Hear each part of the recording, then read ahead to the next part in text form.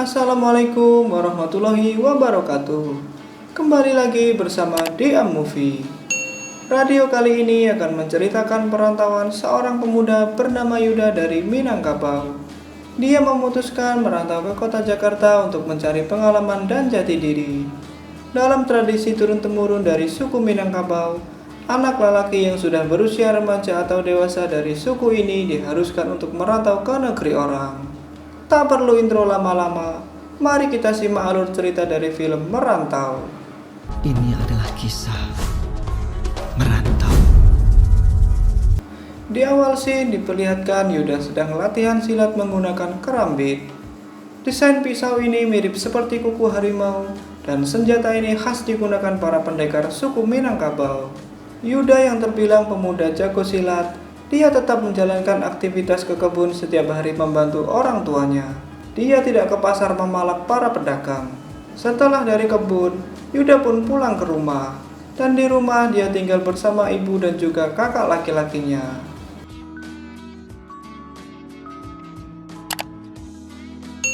Setelah makan malam, ibunya menemui Yuda dan memberikan nasihat.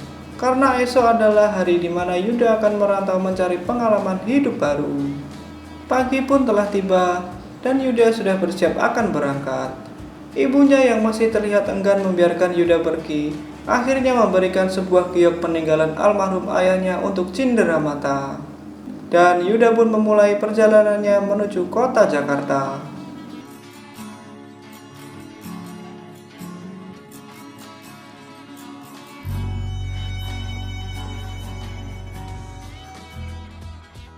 Di dalam bus, Yuda berkenalan dengan pemuda bernama Erik dan menjadi teman seperjalanannya menuju kota Jakarta. Dalam obrolan itu, Erik menanyakan apa maksud dan tujuan Yuda merantau ke Jakarta.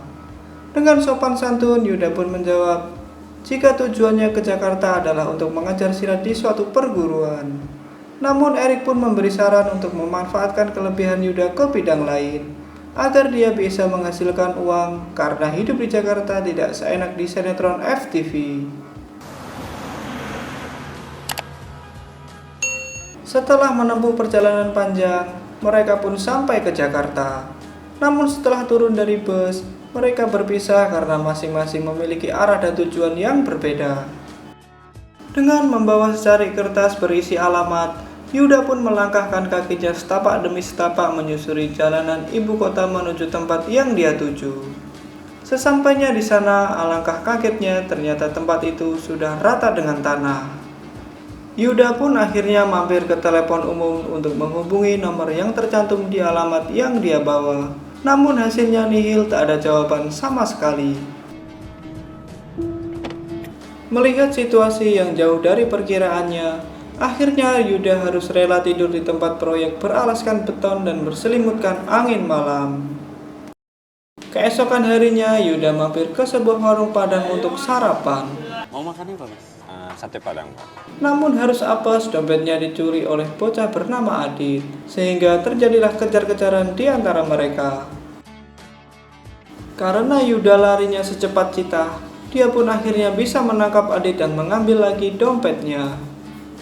Sesaat kemudian mereka dikejutkan pertengkaran antara Joni dan Astri, yang mana Astri adalah seorang penari striptease di klub yang dikelola Joni. Di sono nari tempat lain. Asal lo tahu tuh pantat tepos nggak laku di sini. Ngepet lu. Dan akhirnya terungkap jika Astri adalah kakak dari Adit. Mengetahui tindakan Joni seperti itu, jiwa pahlawan Yuda pun meronta-ronta. Karena ulah sok keren Yuda yang masih cupu tentang sisi gelap kota Jakarta, dia malah mendapat makian dari Astri, sebab dia dipecat oleh Joni. Jakarta memang sangat keras. Hebat banget pahlawan kesiangan gue ini. Orang itu tadi nyikir leher dan ngerabas uang situ. Dan gara-gara lo juga gue dipecat. Malam hari pun tiba dan Yuda kembali lagi ke tempat semula untuk beristirahat. Scene berganti memperlihatkan dua orang bule bernama Roger dan Luke yang sedang menyeleksi keempat calon PSK-nya. Namun ternyata yang dia minta adalah 5 orang, sehingga Joni mendapat ancaman jika dia tidak melengkapi permintaannya, maka dia tidak akan segan kepadanya. Mendapat ancaman itu, Joni pun akhirnya keluar dan terpaksa kembali lagi menemui Astri untuk melengkapi permintaan Roger. Sementara itu, Yuda terlihat memberi kabar kepada ibunya melalui sambungan telepon umum jika perantauannya di Jakarta berjalan dengan baik. Namun itu semata dia katakan agar ibunya tidak khawatir tentang keadaannya di Jakarta yang ternyata saat ini dia sedang menggembel. Sesaat kemudian tanpa sengaja Yuda melihat Johnny bersama anak buahnya mengeluarkan Astri dari bagasi mobil. Dengan sangat kasar dia menyeret Astri untuk masuk ke dalam klub. Astri pun melawan dengan menendang titik Johnny sampai akhirnya Astri ditampol balik oleh Johnny.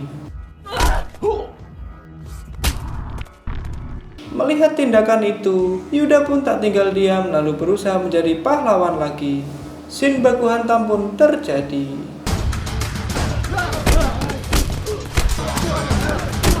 Baku hantam kali ini Yuda pun harus tumbang. Namun karena dia pemeran utama, menumbangkannya tidak akan semudah itu. Dan Yuda pun akhirnya bangkit kembali. Kemudian dia masuk ke klub lalu mengamuk di sana.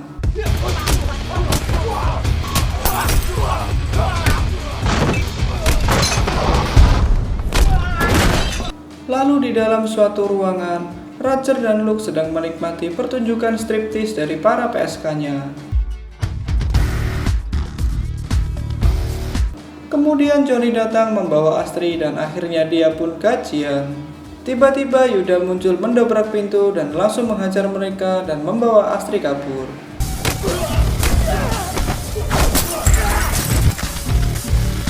Karena penyerangan tiba-tiba yang dilakukan oleh Yuda, wajah Roger pun harus berdarah-darah akibat terkena pecahan botol bir. Merasa sangat marah, Roger lalu menancapkan pecahan kaca di wajah Johnny. Karena kejadian ini dianggap akibat kelalaiannya, Roger pun akhirnya menyuruh Johnny segera pergi untuk menangkap mereka kembali.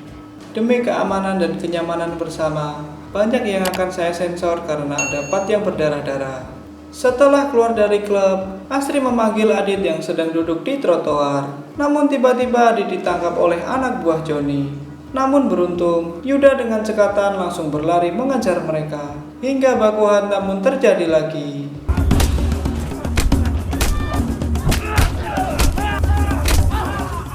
Setelah menyelesaikan mereka, Yuda pun membawa Astri pergi dan juga Adit ke tempat persembunyiannya yang berada di lokasi proyek. Mereka pun mulai akrab dan saling berbagi cerita, hingga akhirnya terungkap jika Astri bekerja di sebuah klub malam karena dia harus menyambung hidup.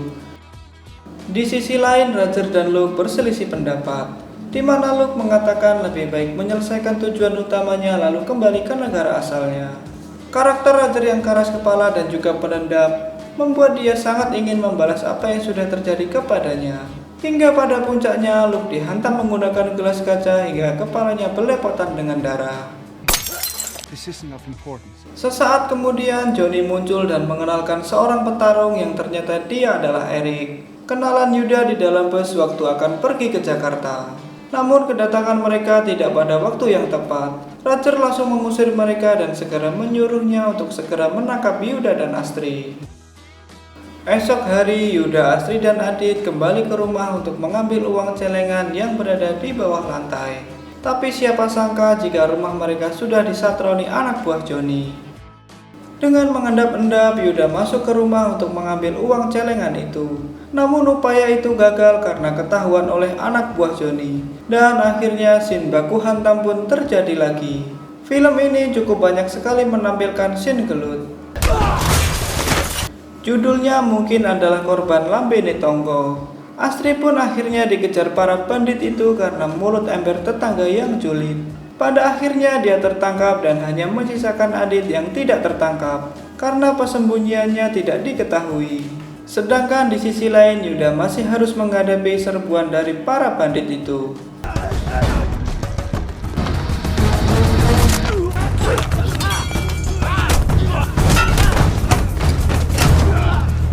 Setelah Yuda berhasil membabat habis mereka, dia kembali mencari Astri dan Adit. Namun yang dia temukan hanyalah Adit saja karena Astri telah berhasil ditangkap oleh anak buah Johnny. Singkat cerita, Yuda pun mendatangi klub dan menghajar anak buah Johnny. Kemudian Yuda mendapat informasi dari Johnny jika Astrid dibawa Roger ke apartemennya yang berada di lantai 14. Sesampainya di lokasi apartemen Roger, Yuda ternyata sudah disambut puluhan anak buah Roger dan akhirnya gelut lagi. Scene beralih ke Astrid yang sudah selesai dikentis oleh Roger dan Astrid pun melihat jika temannya yang bernama Ai telah mati di sana. Setelah menghabisi anak buah Roger, Yuda menaiki lift menuju lantai 14 di mana Roger berada. Namun siapa sangka saat lift terbuka di lantai 5, muncul Eric di hadapannya. Kemudian baku hantam lagi karena Eric saat ini telah bekerja untuk Roger.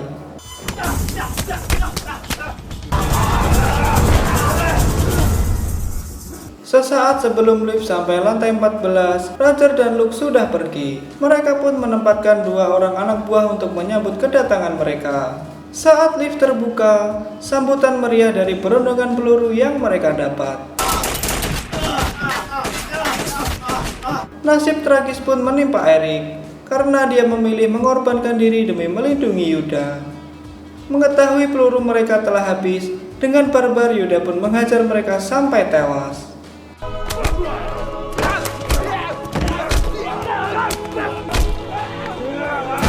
Yuda yang mengetahui jika Roger telah meninggalkan apartemen langsung turun ke basement. Saat ada kesempatan, Yuda pun menyelinap mengikuti rombongan mobil Roger sampai tiba ke pelabuhan. Sesampainya di sana, ternyata banyak sekali perempuan yang disekap di dalam kontainer. Sudah bisa dipastikan jika mereka pasti akan dijual sebagai budak oleh Roger. Kemudian Yuda pun muncul hingga akhirnya baku hantam dengan anak buah Roger pun dimulai. Adegan ini mengingatkan saya tentang Jason Statham di film The Transporter.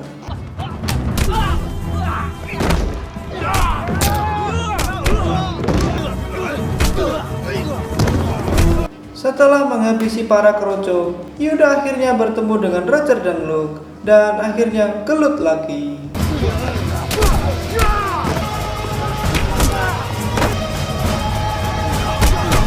Dari pertarungan itu, Luke harus tewas karena dadanya tertancap oleh linggis. Mengetahui hal itu, Roger sangat marah dan langsung menghajar Yuda lalu mencekiknya hingga hampir mati. Yuda pun berhasil membalikan keadaan dan menghajar balik Roger sampai tersungkur.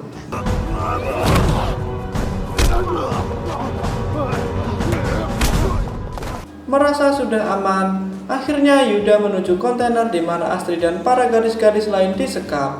Namun saat lengah, Yuda diserang oleh Roger dengan linggis dan nancaplah linggis itu ke perutnya.